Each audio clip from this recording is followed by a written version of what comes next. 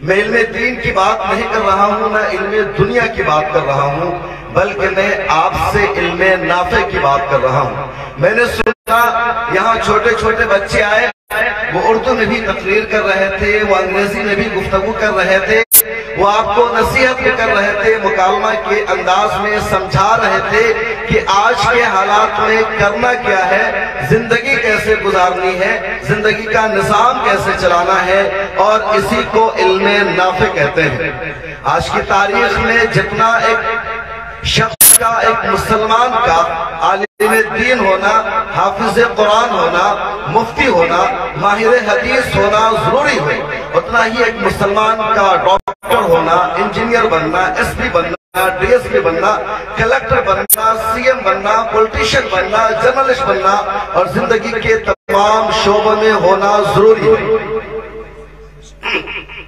ہمارے یہاں ہمیشہ علم کی تقسیم کی جاتی ہے، دین کا علم، دنیا کا علم۔ مدرسہ میں پڑھنے والوں کو کہا جاتا ہے یہ کامیاب ہو گیا، یہ کامران ہو گیا۔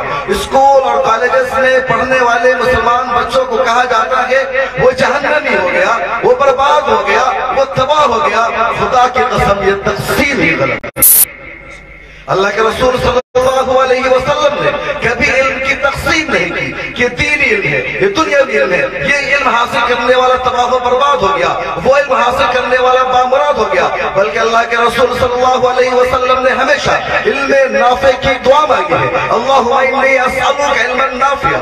غزوہ بدر ہوتی ہے، مسلمانوں کی جیت ہوتی ہے، پہلی جنگ بھی اسلام کی، اور کفار مکہ قیدی بن کر کے آتے ہیں۔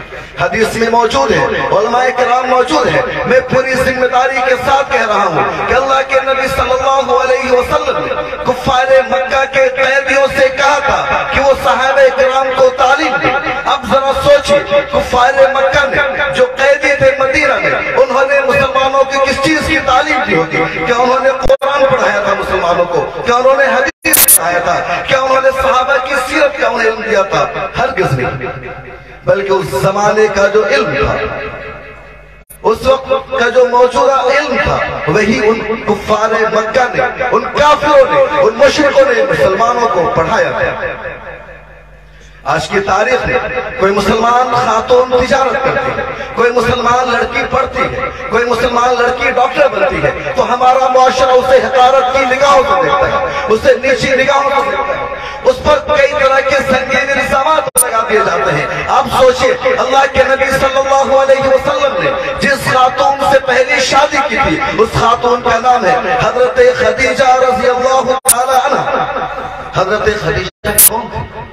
وہ ایک بزنس وومن تھی، وہ تجارت کرتی تھی۔ اللہ کے نبی صلی اللہ علیہ وسلم ان کے ہاں تجارت میں شریک تھے، ان کے ساتھ کام کر رہے تھے۔ شادی ہونے کے بعد نبی کریم صلی اللہ علیہ وسلم نے حضرت خدیجہ کو تجارت سے کبھی نہیں روکا، کبھی نہیں منع کیا کہ خدیجہ تم مسلمان ہو چکی ہو۔ حضرت خدیجہ ان خواتین میں بھی شامل ہے جنہوں نے سب سے پہلے خواتین میں اللہ کے نبی پر ایمان لایا، اسلام کو قبول کیا، لیکن کبھی انہیں منع نہیں کیا گیا کہ تم مسلمان ہو چکی ہو، نبوت کا باضابطہ اعلان ہو چکا ہے، قرآن کے نزول کا سلسلہ شروع ہو چکا ہے، تم تجارت چھوڑ دو، تم بزنس کرنا بند کر دو۔ بلکہ حضرت خدیجہ کی تجارت جاری ہے۔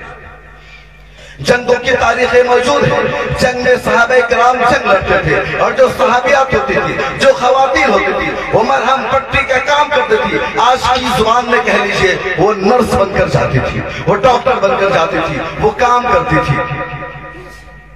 اور آگے جائیے، ہندوستان میں جب پہلی مسلمانوں کی حکومت قائم ہوئی تو ہندوستان کے دوسرے باضابطہ مسلمان بادشاہ ہیں سلطان شمس الدین التمش۔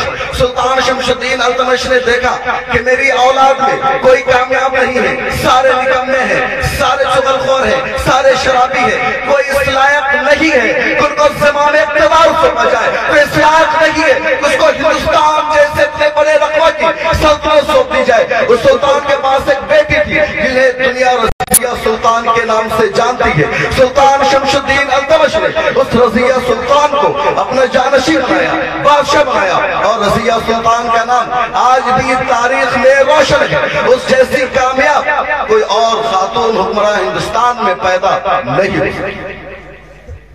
اسلام سکھاتا ہے کہ صنفی بنیاد پر اب تقسیم نہیں، علم کی علم دنیا اور علم دین میں تقسیم نہیں کر سکتے۔